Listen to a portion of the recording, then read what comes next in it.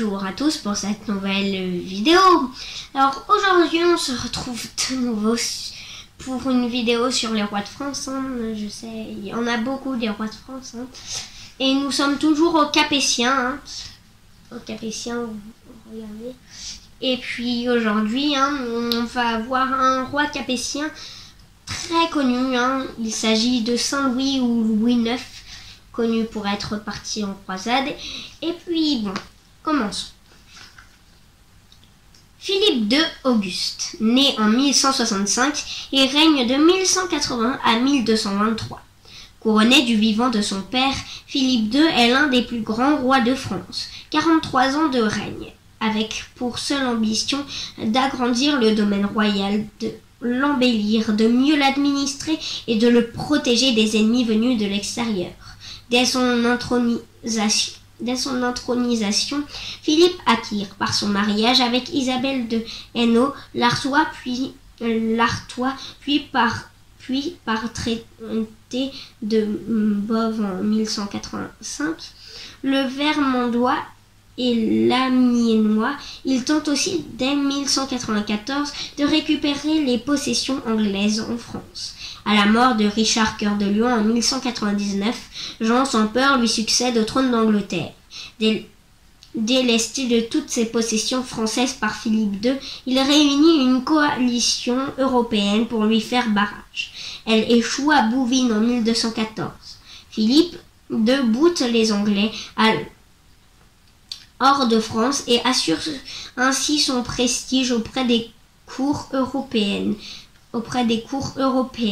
Sur demande du pape, il mène aussi la croisade contre les Albigeois, plus pour renforcer son autorité sur le territoire que pour lutter contre l'hérésie cathare.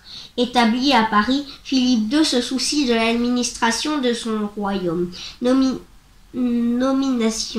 Nomination de balices pour la collecte des impôts, de l'embellissement de sa capitale, de sa sécurité, construction d'une forteresse et d'une muraille autour de Paris, et de sa renommée, création du Louvre et de l'université. Philippe II meurt en 1223, laissant à son successeur un pays agrandi et pacifié.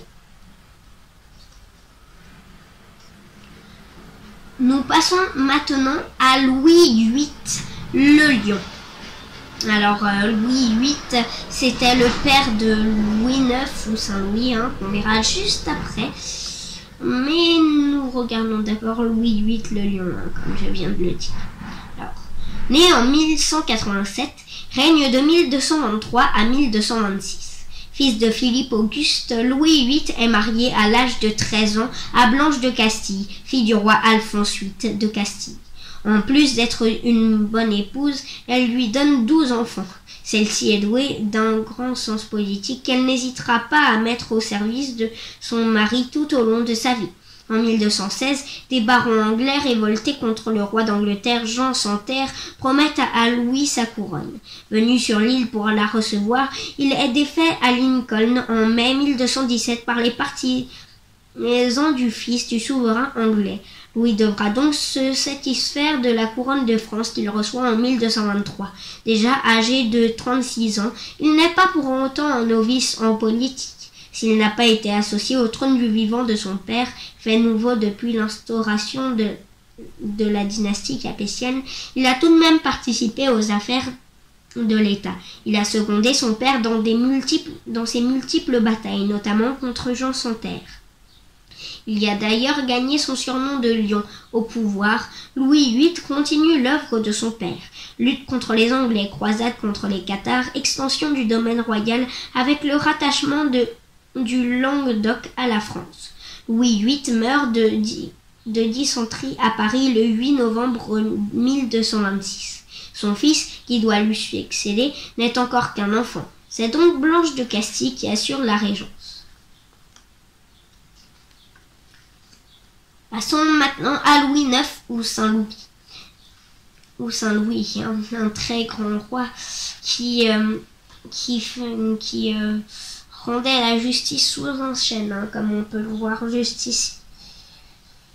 Donc voilà. Louis n'a que 12 ans lorsque son père, Louis VIII, meurt en 1226. Sa mère, Blanche de Castille, assure alors la régence jusqu'à sa majorité. En même temps qu'elle gère les affaires courantes de l'État, elle contient la révolte des grands du royaume qui veulent profiter de la vacance du pouvoir en 1234 et met fin à la croisade contre les Albigeois, traité de Paris en 1229. En 1234, Louis prend enfin les rênes du pouvoir. Il épouse Marguerite de Provence avec qui il aura 11 enfants. Épris de justice et de morale, il envoie des inspecteurs dans tout le royaume pour s'assurer que le respect des lois est assuré, créer des institutions pour les pauvres, hospices des 15 ans et interdit les guerres privées sous le prétexte qu'elles affaiblissent les plus démunis. Sa politique a pour conséquence de renforcer le pouvoir royal et d'accroître sa légitimité de droit divin. Côté politique international, il remporte aussi des victoires contre ses ennemis, notamment les Anglais, traité de Paris en 1259. Louis est un grand croyant. Il fait l'acquisition de saintes reliques de la Passion du Christ pour lesquelles il fait construire la Sainte Chapelle à Paris. Sa foi le pousse à participer à la 7e croisade 1248, au cours de laquelle il est fait prisonnier en Égypte, puis relâché contre rançon. Reparti en 1270 suivre la 8e croisade, Louis meurt devant Tunis. Il est canonisé 27 ans après sa mort, en 1297, sous le nom de Saint Louis de France.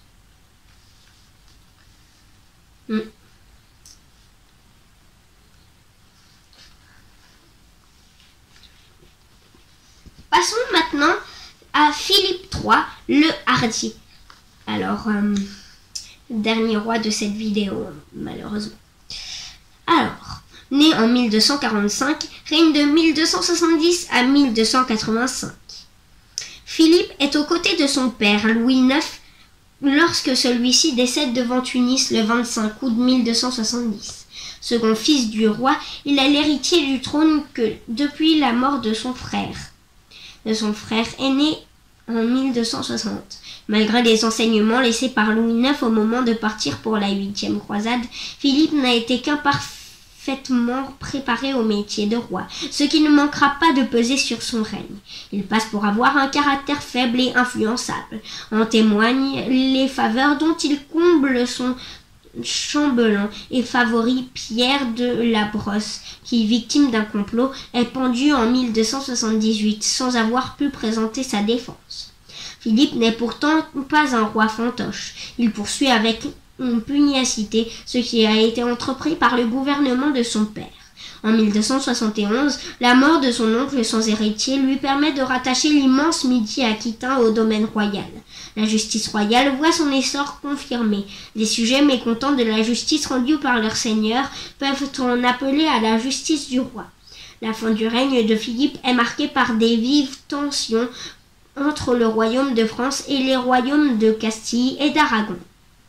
La papauté s'en mêle, joue de l'excommunication et offre la couronne d'Aragon au fils cadet de Philippe. Charge au roi de France de se croiser pour entrer en possession de ladite couronne.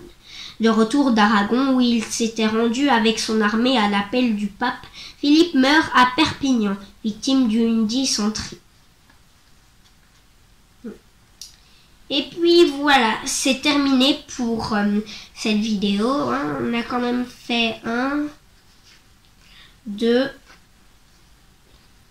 3, 4 fois. Bon, c'est moins que les autres fois, mais bon, c'est pas très grave.